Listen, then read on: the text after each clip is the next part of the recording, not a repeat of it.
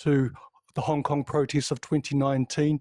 And I guess today we're specifically looking at the South China Sea and the disputes that they have with various other countries within that area, particularly with the Philippines, and trying to understand the historical context and the claimants and how valid are those countries' claims, and just giving a more balanced, nuanced perspective, because we only hear one side in the media usually, and there's usually a lot of hidden facts that aren't provided that can sometimes flip the narrative on its head and so forth. And that's where I, as a person who values honesty and truthfulness, became very disillusioned with Western media and the narrative that they were pumping out. And when you start constructing your own timelines of these geopolitical issues and disputes, then you can make a far more better informed decision as to where you lie in regards to that matter and what the outcome should be and so forth. And so I'm happy to share those details with you today. Oh, thank you very much. You sound like a person who has very strong thinking. It's vigorous, it's cogent. Um, do you want to share with us your thinking process when you look at a piece of news, perhaps, and how you determine if you think it's propaganda or more closer to, a reality? Is it a primary source? Is it? Do you want to share your process with us a little bit? Well, to be honest, I pretty much do not even bother looking at some of the narrative framing that they have when it comes to geopolitical issues, particularly when it comes to countries that stand sovereign, such as China or Russia or Iran. And I look at, because you get the narrative pumped into you so much that inevitably you're going to come across what the framing is and so forth. And there's usually always a few points of factual points within what they say, but it's certainly just the language that is used, the framing that is done, where you can see that there is a deliberate bias and how it obfuscates other information that is very critical, or even hiding information, which is very key to really understanding these geopolitical disputes and geopolitical tensions. So when it comes to looking at the news specifically, usually I'll just avoid the narrative whatsoever, and then look at, pick out the couple of truthful points, check the sources there, but then from that, obviously, look at the other side of the equation and look at what the perspective is from the, for example, if it's the Philippines side, then I will look at, the evidence that the Philippines provides to that issue. If it's to do with China, I'll look at the Chinese side, and then I'll go systematically and look through the historical timeline and put all the facts together if I'm clear that the sources are valid and that they've been backed up, especially if they are confirmed by the opposing party, and from that then make a judgment call on where I would sit in dealing with the issue and how I determine its outcome. Wonderful. Thank you for sharing. Um, Based on I what you sorry, I just, also oh, go do. ahead. Go ahead. Sorry, I also do look at primary sources and so forth, and look at the funding behind those primary sources to see whether there is a bias involved in that as well, and look at key characters that may play a part in a role, and look at their background as well. So there's those issues that I do look as well, to see whether there is that bias, and then consider that, and then start weighing up how each side of the argument falls. Well, I think I would like to ask a clarifying question, because I can, in my OCD ADHD mind, I can hear the comments. Maybe someone will accuse you of not loving your country, not loving New Zealand, if you give a more critical view. So I'm assuming, Kiwi, that you want what's best for New Zealand. You want New Zealand to have a prosperous future. Is that fair for me to say? Absolutely, yes. Indeed, more broadly, I want to see all of humanity do well. I want to see, poor people being lifted up and have their living standards raised and so forth. It's just with the current world system that we're involved in, it looks like it's very difficult for countries and developing countries to be able to alleviate poverty and really raise the living standards of their own citizens. So I'm certainly pro-humanity, pro-truth, and if that means being critical of some of the involvement that my New Zealand spy state is involved in, then I will be critical of that. Thank you. That's a wonderful answer. You clearly have a lot of light, and you called it a spy organization. I suppose you're not very happy with your current government or how things are going. Currently, we've got a more right-leaning government, which, with our foreign minister tending to be more of a ideologue positioned more closely to American ideology and more specifically American foreign policy. And so that I'm very critical of, but it's also more deeply embedded into New Zealand with New Zealand's alliance with the US spy agencies in the Five Eyes alliance. And so I'm very critical of that because I do not see the US spy agency as being a force for good at all. They have caused a lot of suffering and harm and destabilization in the world, throughout the world. And this has directly impacted the lives of so many people, led to so many unalivements, whether it be through actual war or whether it be through illegal international sanctions such as prevention of food and medical supplies and healthcare to be provided to their citizens because of these illegal tariffs and sanctions and barriers. So I'm very, very critical of the Five Eyes and New Zealand's participation in that. I also see that as New Zealand's involvement in the Five Eyes, I'm also well aware of Henry Kissinger, the 1970s State Department head for President Richard Nixon, and also was widely looked at in the American foreign affairs circles. He opined that to be an enemy of the United States is dangerous, but to be a friend and ally of the United States may be fatal. Fatal.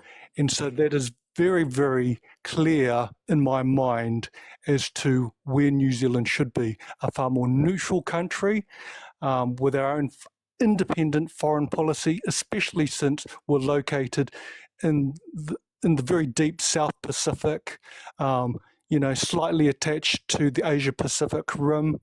There is no military threat whatsoever to us. And really, we should be a friend to all and an enemy to no one. And just do good trade, win-win relationships, and be a better role model in the world stage. So that's a perfect segue to my note here I wrote down here because I think I'm gleaning that you see the world and geopolitics in more terms of realpolitik, in terms of power struggles perhaps, and you're saying that New Zealand has a aggressive posture towards China right now.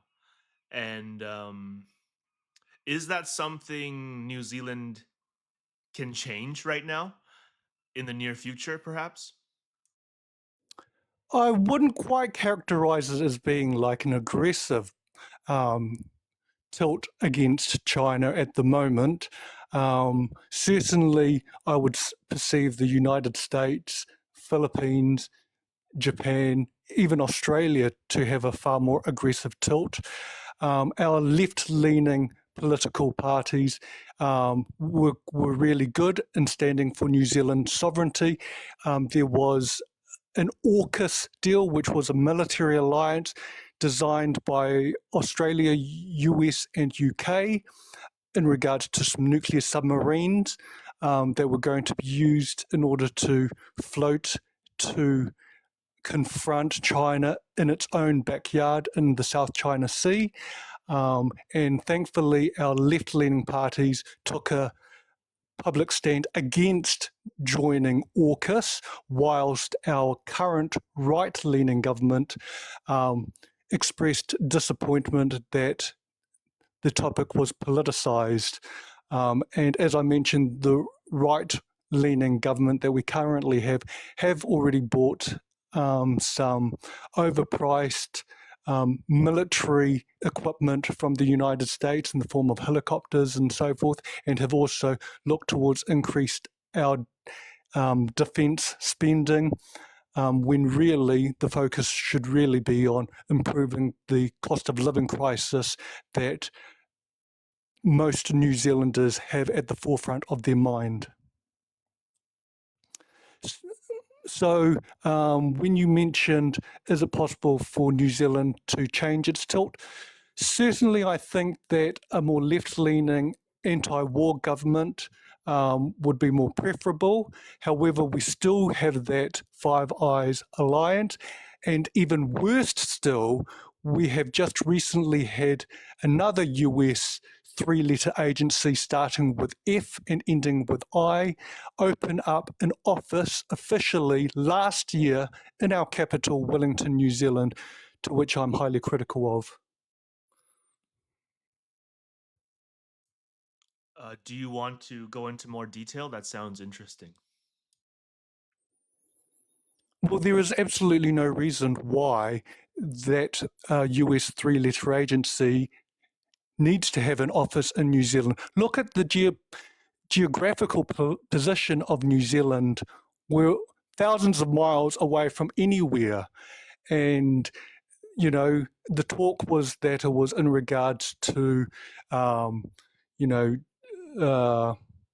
stuff like white powder trafficking and so forth, which is a very ridiculous statement to have been made, because honestly, New Zealand is not known as a gateway for that type of trafficking. It was clearly designed to try to close down dissent for any warmongering that the US foreign policy establishment may wish New Zealand to get involved in, especially against China.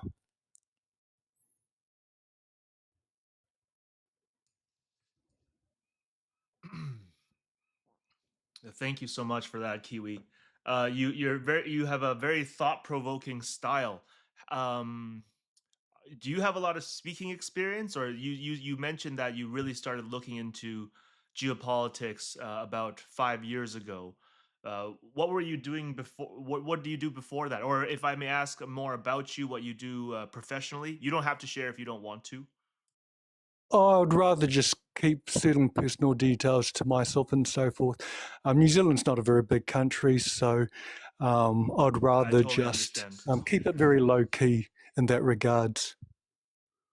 Okay, sounds good. I just I appreciate your analysis. And go ahead. Were you going to say something?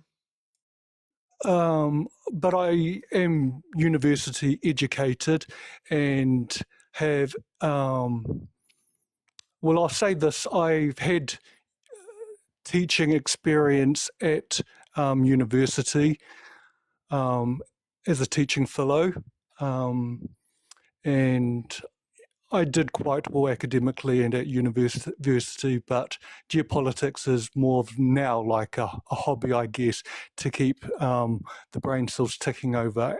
From 4 years ago when I first became interested when the Ukraine war began in 2022. Yeah, thank you for sharing that. I think that's valuable for myself and the listeners, a bit about your background. And it's smart that you kept it vague. In Chinese culture, we definitely look highly upon teachers. Teachers provide a very essential service to society, right? So, if I may ask, after you became more disillusioned with Western media's framing, did you like do you have examples of certain things that happened that made you really go, I can't trust this at all anymore? Were there certain breaking points, and what was it that actually I'll leave it at that before I add another question. Sorry, don't want to pancake. Yeah, as mentioned, I first got interested in the whole Russia-Ukraine conflict that, started in 2022, but obviously has its origins a lot earlier and even into the Soviet Union times, when the American ambassador James Baker had given a gentleman's agreement to Mikhail Gorbachev to say that, we will not extend NATO 1 inch eastwards from Germany. And yet wave after wave of NATO expansion and countering protesting from the newly created Russia, saw NATO continue its provocations and breaking of that particular gentleman's agreement, and further waves of NATO expansion right up to the border, where Ukraine became a very sensitive spot because of the historical importance of Ukraine in previous invasions into Russia by the Germans, and even previously into Russian history, being very critical, even like the Crimean War back in the 1800s by the British and so forth. So gaining a better understanding of the fact that there was actually a Ukrainian civil war in 2014, and the plight of the ethnic Russians in the east of Ukraine, the Donbas region, who were not happy with some foreign intervention, $5 billion being pumped into Ukraine to destabilize and to influence society, to bring it more European leaning, and to use protests in order to try to destabilize Ukrainian and Russian relationships. That was being channeled into Ukraine. That led to a Maidan color revolution in 2014. That led to the illegal removal of their sitting president. The ethnic Russians in the east of Ukraine protested that. It kicked off a Ukrainian civil war. Quite a few civilians lost their lives as a consequence to that. Russia certainly were involved to try to side with those ethnic Russians in the Ukraine who were being heavily discriminated against. They came to a bit of a truce. You had the Minsk Accord 1, Minsk Accord 2. These were then violated heavily on the Ukrainian side. Russia had no intention of incorporating any parts of Ukraine, except for, obviously, the annexation of Crimea, which was predominantly ethnic Russians, who also then did a referendum to show that they wanted to become part of the Russian Federation. But aside from that, Russia didn't have any interest in the Donbas region, but for Ukraine to respect the rights of the ethnic Russians in that region in regards to language, in regards to social services, and so forth, and to stop shilling and booming the civilians with petal mines and so forth that were creating horrible injuries to children, and children being forced into bomb shelters in accordance to some of these Ukrainian attacks. So understanding more of the history behind it, I could see a more nuanced and more realistic viewpoint of what was happening rather than just the one-sided narrative that I was getting. Then leading into China, I think, in June they had, the articles starting to pump out that it's the anniversary of Tiananmen Square incident of 1989, and then that piqued my interest, and doing a deep dive research into that, I read Atrocity, Fabrication, and Its Consequences by Abrams, and that had a chapter specifically on what exactly happened in Tiananmen Square in 1989. And when you read the account that was written there in that specific book, and I also looked at independent journalists and reporters who were very pro-West, like Nuri Vitachi, who's based in Hong Kong.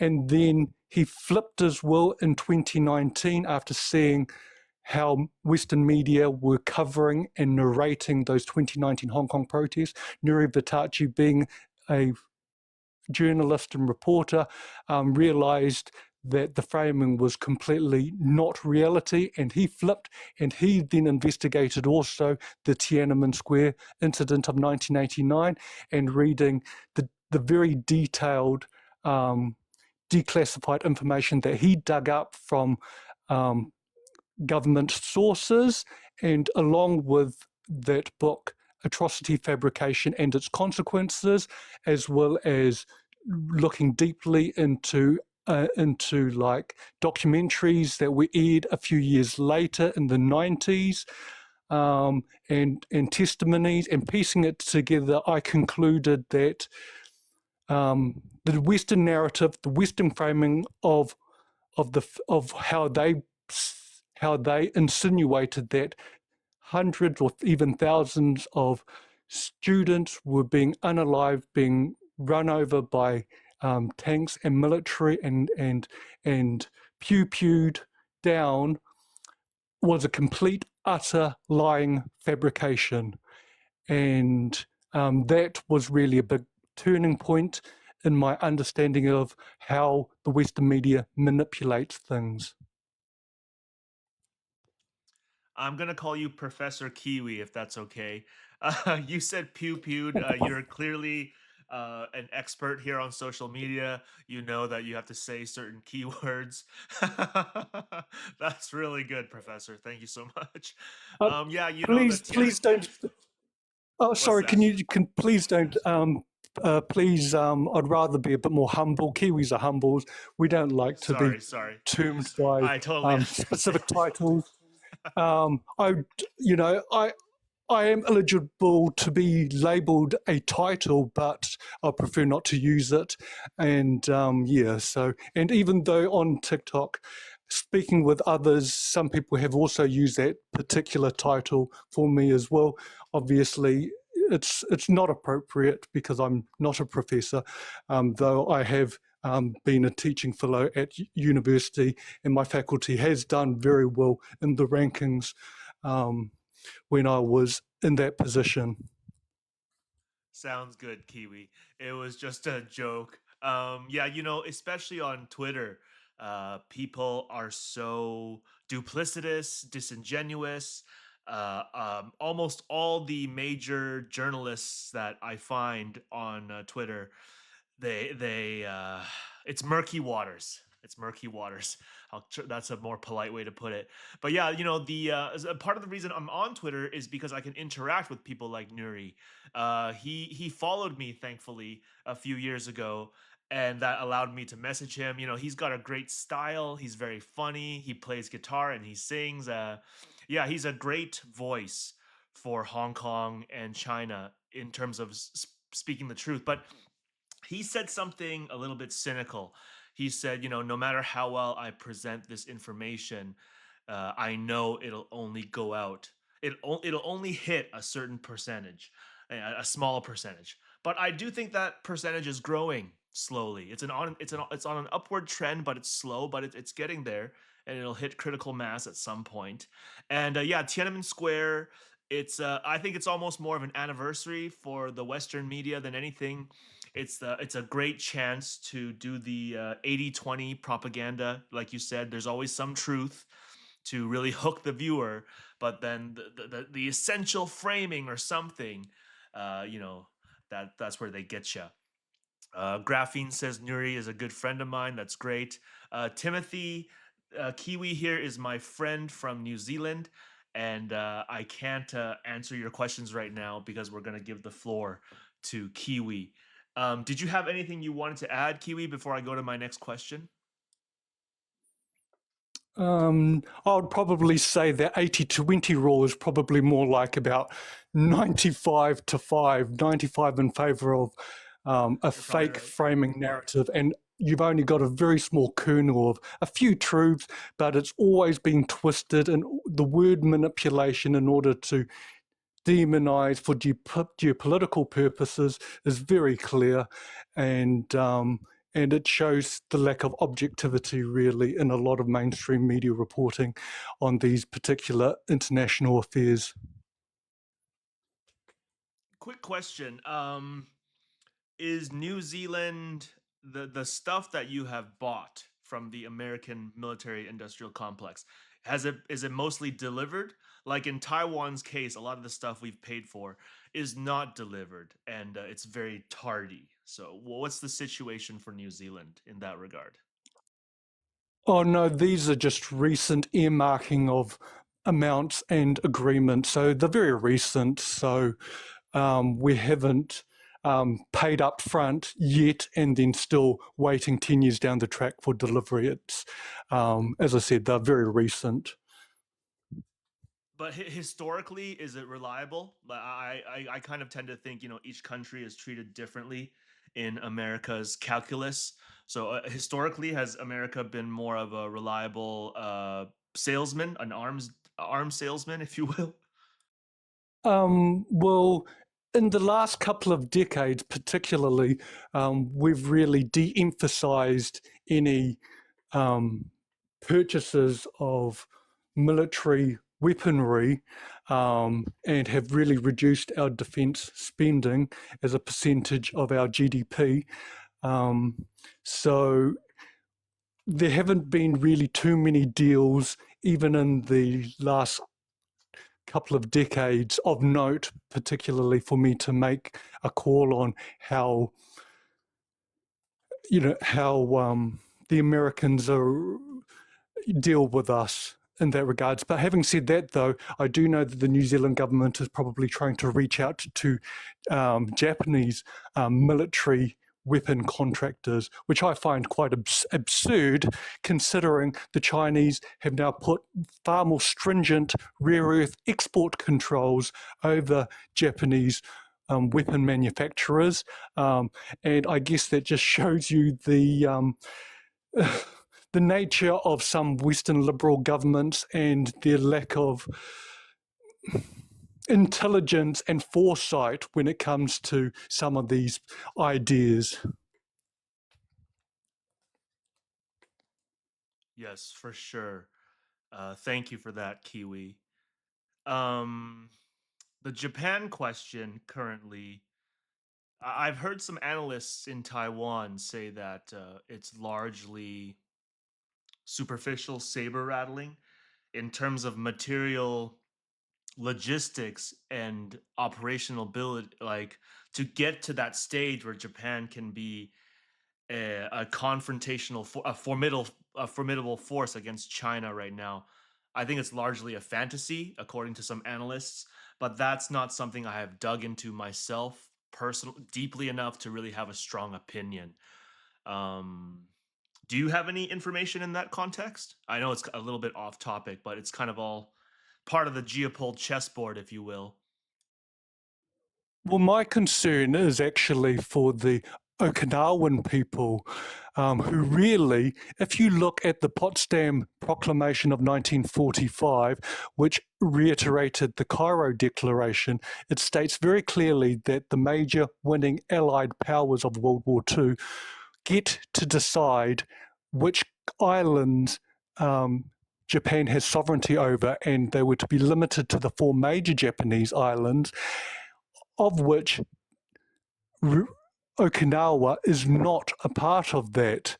And with the fact that China being on the side of the winning parties certainly should have had more of a say in allowing Okinawa and the people of Okinawa a chance for for their own sovereign right, whether or not they wanted to be a part of Japan or whether they want to be a separate kingdom like they were previously, especially in light of all the US and Japanese military bases on Okinawa, that a lot of people in Okinawa are protesting against, and they are very much against this militarism and how they could be seen as a target if the US wants to provoke a conflict against China and use Japan as one of its bases to launch that attack. Clearly, Okinawa would be one of those target bases. So there's deep concern from the locals there, as well as all the unsavory things and acts that some of the US military personnel have done to the Okinawan people, and some of the crimes that they have done, which sometimes they get away with, or a blind eye is looked the other way. So my concern is more for the people of Okinawa, since they are the ones that might be, in the target if Japan decides to increase its militarism, and if a conflict was ever to break out. Yes, I can hear your humanitarian spirit, and I can certainly relate. I majored in philosophy in university. After much back and forth, I spent five years in university because I couldn't get my act together, and ended up with a philosophy degree. And I was very idealistic. I studied ethics and pre-law, and anyways, you know the what you say about Okinawa resonates deeply. On Twitter, people are very, very arrogant and rude. So I often will bring up what's going on in Okinawa in terms of atrocity and shady dealings to try to jar people back to reality, to disturb the comfortable, if you will, because everything you say resonates deeply. Unfortunately, I have a bit more of a cynical view on Okinawa, and I think any sort of liberation for the people and these American military bases, like you said earlier, Kissinger, right? To be a to be an enemy of USA is dangerous, but to be an ally is fatal. And the America's strategic depth in Far East Asia is impressive if you look at it purely on a power level. It's a formidable rival to China, if you will. Um, Even though I think China would prefer to get out of the Cold War zero sum binary mindset, but some things take a lot longer to evolve than we would like. My background is mental health and meditation, and I've certainly been humbled in that you can do everything perfect and something can still go wrong. This person is on the track for healing and everything is should be positive, but life finds a way to put this person back into another difficult position. So yeah. Did you have any thoughts before I go to my next question, Kiwi? No, you could ask your next question. Sounds good. Thank you. So, in terms of the Five Eyes, you're critical of the Five Eyes like me. I spend my time mostly in Canada and Taiwan, and I find that Canada, our reality with America is that we have a very large border, and so when Canadians criticize Carney for flip flopping between Washington and Beijing, I kind of say, well, he has to, right? 老猫猫你好，老朋友, saying hi to an old friend. Yeah, I mean, Canada's Carney. What choice does he have but to um, play politics between these two major powers, right? So, in terms of New Zealand, what makes you so critical of the Five Eyes alliance? Is there something specific that really bothers you? And is there a political party or force in New Zealand that is looking to buck that trend? Yeah, thankfully there is political parties, minor parties that are anti-war and are well aware of some of the American machinations that they do to destabilize countries, and that it is better for New Zealand to have a far more independent, more neutral foreign policy. These political parties, though minor, because of the way that the political system in New Zealand is set up, are able to be a part of a government in order to get past the 50% threshold. So we have that, which is very comforting. However, New Zealand's involvement in the Five Eyes Alliance, obviously it began not too long after the completion of World War II. And so it is a very long-standing, quite deep intertwinement of the New Zealand spy security apparatus with the US three-letter agency apparatus. My criticism is really the fact that I do not see the US spy intelligence agency as being a good force in the world. They've been very destabilizing. They've been very nefarious. They've created so much conflict and destabilization in various countries, which has severely affected the economic development of those people. The US claims that they like democracy, that they like people's voices to be heard, yet their three-letter agencies go counter to that, and they go in and do their foreign interventions, meddle into internal affairs, and therefore undermine the democracy of the countries that they involve themselves in. There have been far too many colour revolutions, there have been far too many coups, there have been far too many popular leaders who look after their countries, from Allende in Chile to Sankara in Burkina Faso, to various other countries whose leaders have tried to stand up and do what is right for their own people, and yet US spy intelligence agencies has gone into those countries and has undermined democracy and has just installed their own puppets, whether it was like Pinochet in Chile, for example. So that is where my criticism is, and that is why I'm very critical of the relationship that the New Zealand security spy apparatus has with the US one. I see. Thank you, Kiwi. Would you say you used to believe in America as the world police or unipolar hegemon? Would you say you used to think America or the Western force, if you will? Did you used to believe in it more? Yes, certainly. You get that Western liberal narrative pumped into you through the media and even just through various institutions, whether it's even at school or even at university, and that flavor of Western liberalism infiltrates into various parts of society and embeds you into that mentality.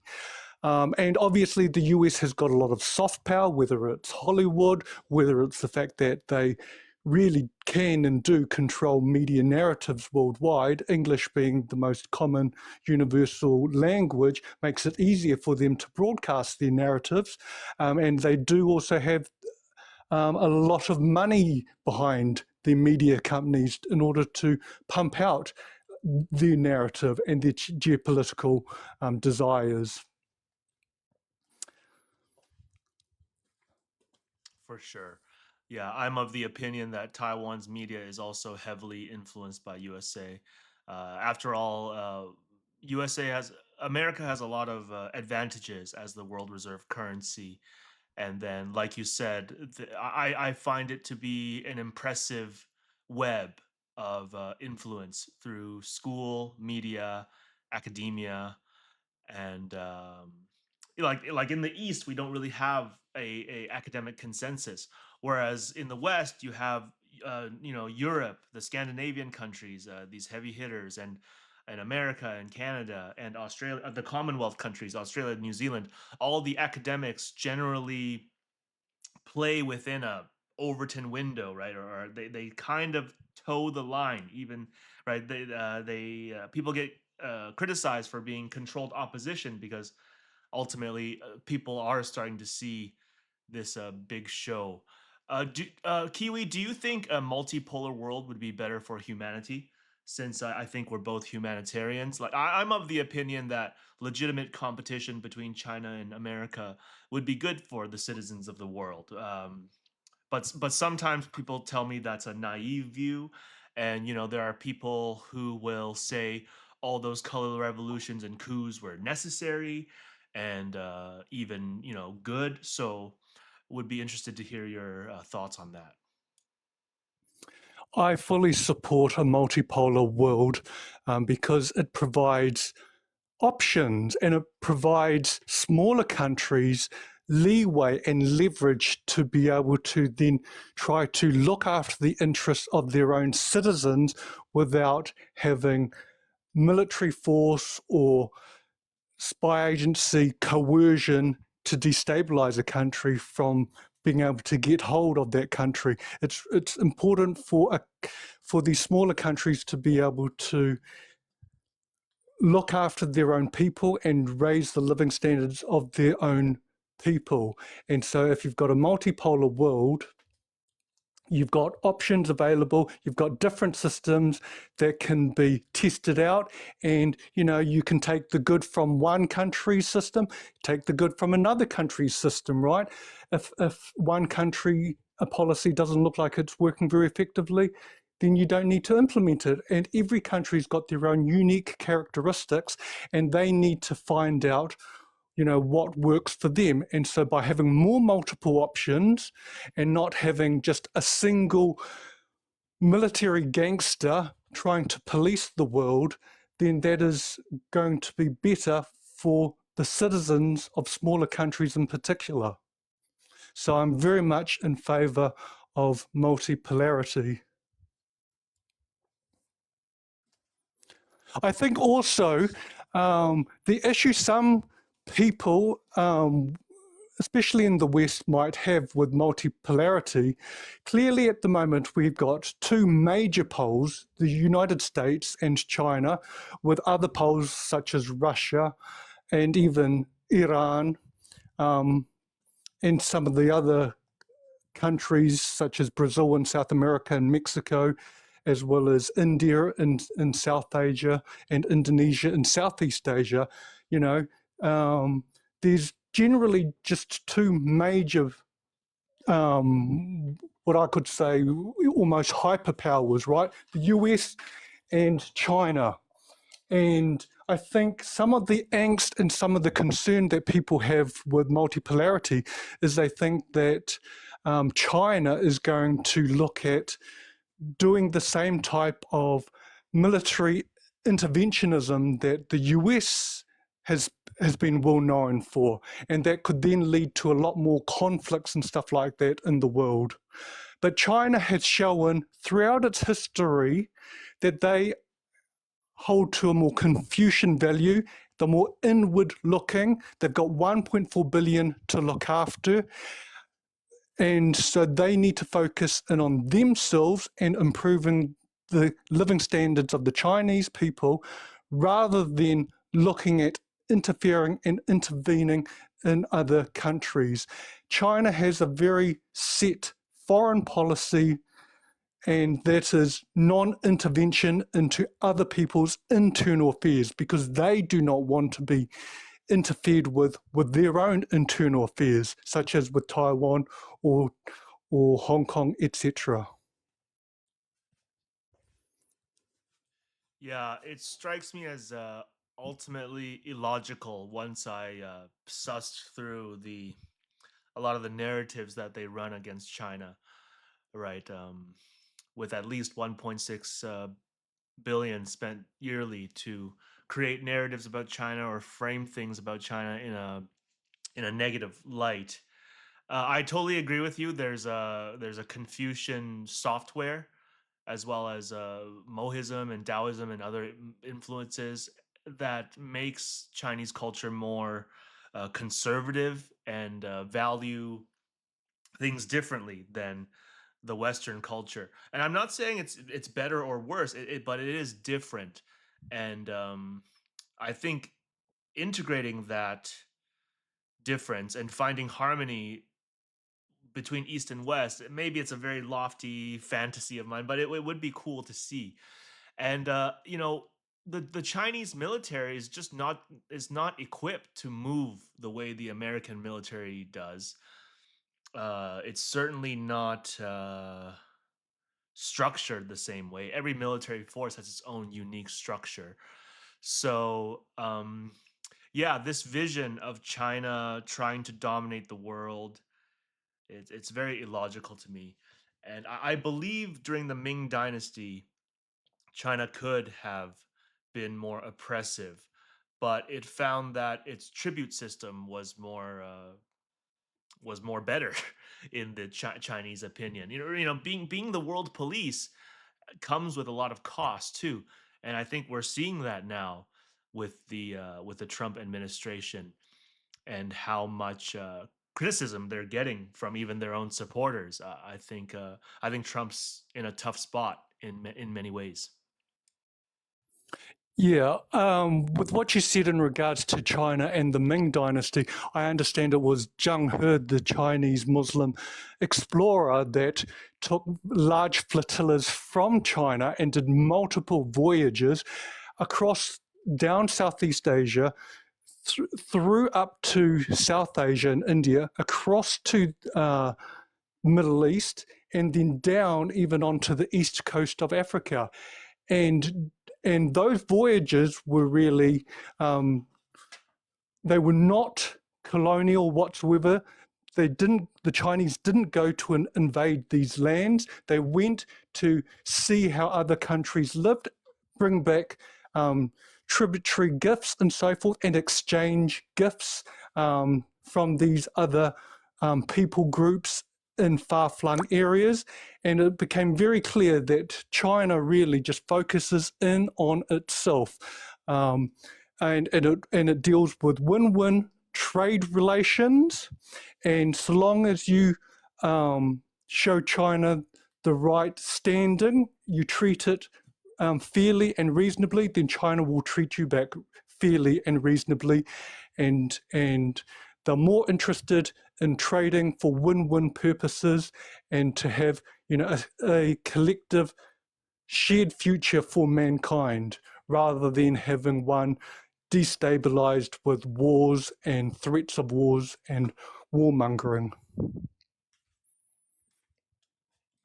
Well said, Kiwi.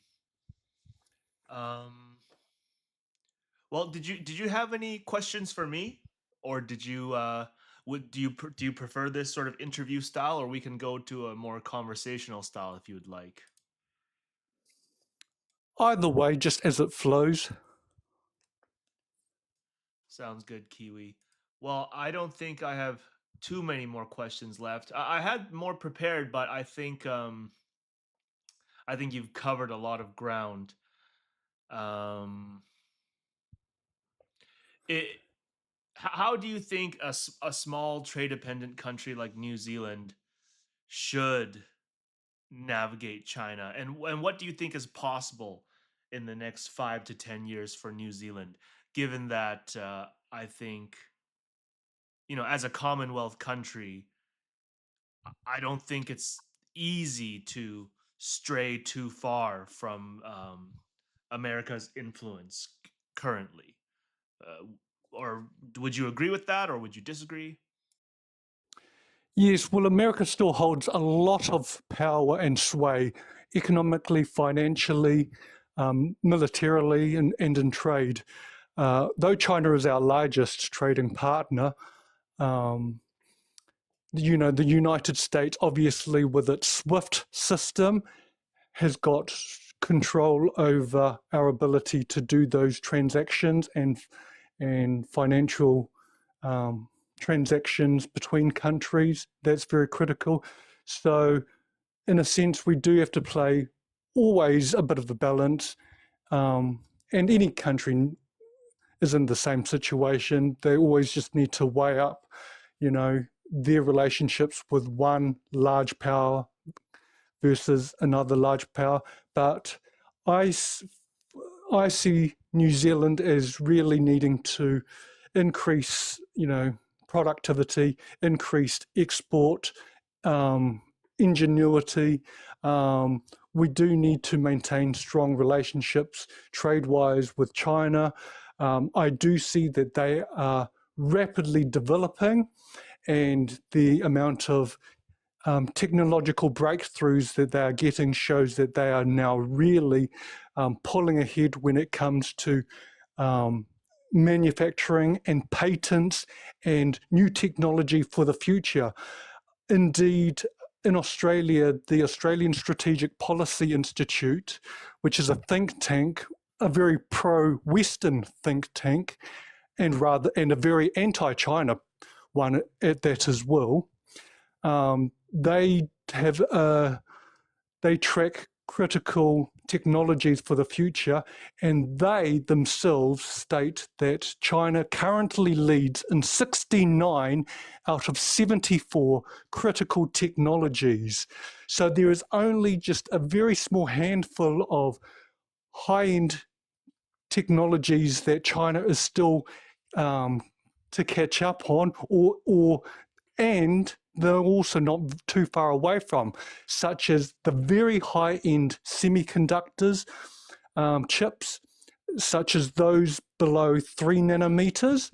But I do understand that China has also been able to develop their own domestic deep ultraviolet lithography machine, which enables them to fabricate many of those more lower-end chips, which are what 90% of products generally use. And they have also got a protocol or a prototype for an EUV lithography machine, and they are looking at targeting semiconductor chips down to a 1.8 node by 2031, which is really just 3 years later than some of the more leading companies, such as TSMC in South Korea, Hynix, and United States, NVIDIA. So China is obviously, just with the trajectory, shows that they are on a strong path of technological breakthroughs and are rapidly overtaking other countries in almost all fields. They lead in patents. They lead in, as I said, 69 out of 74 critical technologies. And it's really important for New Zealand to maintain good, strong trading relationships. The middle class is increasing. It's the largest middle class in the world.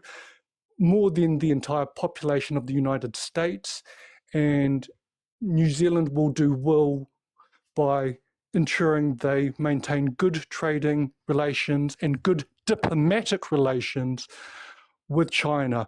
There have been times in the last couple of years that New Zealand have become more provocative by sailing their naval fleet through the South China Sea and through the Taiwan Strait.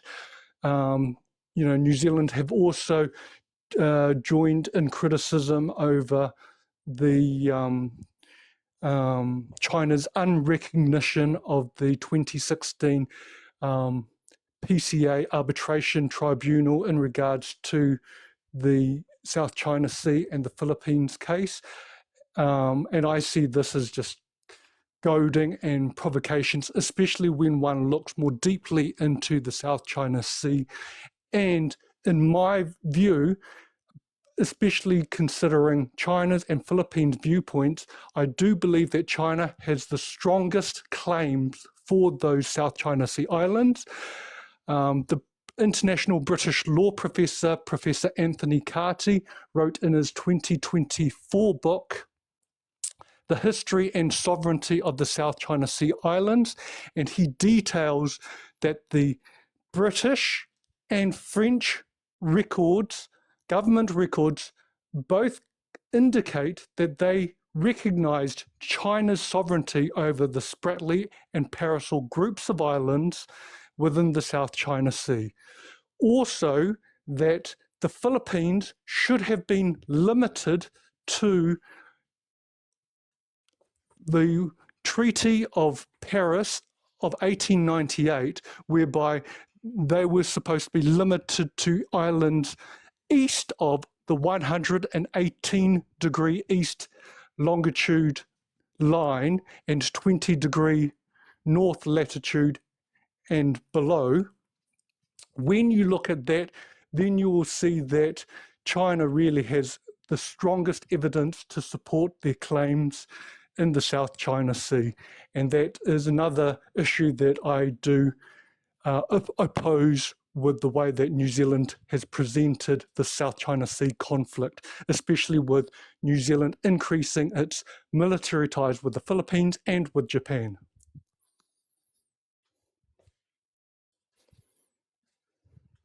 Thank you, Kiwi. Yeah, just real quick from the comments, Isaac shares that New Zealand's top diplomat Winston Peters told a member of parliament of Chinese descent to go back to your own country. And Anthony says that China's model is showing its superiority. Western democracies need to adjust. And you were talking about the lithography machines earlier. I think in a lot of people's minds that was impossible. They never thought China would be able to develop their own domestic DUV lithography machines. My friend Remington on Twitter has been educating me on that too. Apparently, some New Zealand MPs visited Taiwan in May of this year. 4 New Zealand MPs visited Taiwan, and China responded by banning them from entering China for 1 year. So it seems like the same game is being played in terms of pushing Taiwan as an independent state, an independent country when it's not. And I think the New Zealand government knows that too, but it continues to be pressured from America. Like it's my opinion that America pressures New Zealand to do these military drills that you speak of. Yes, and with that point of those 4 New Zealand MPs going over to Taiwan, I completely oppose those MPs from doing that. It breaks the one China policy, which New Zealand and China agreed upon in order to set up their diplomatic relations. And so this is very much a violation of China's sovereignty. It was needless goading and provocation, because clearly MPs, even though they might not be government MPs, they're still members of parliament within our parliament system. And when they go to meet more official government administrative people in Taiwan, that shows a lack of diplomatic courtesy and violation of sovereignty of the One China policy. They really, there has been quite a few groups of these MPs, whether they come from New Zealand or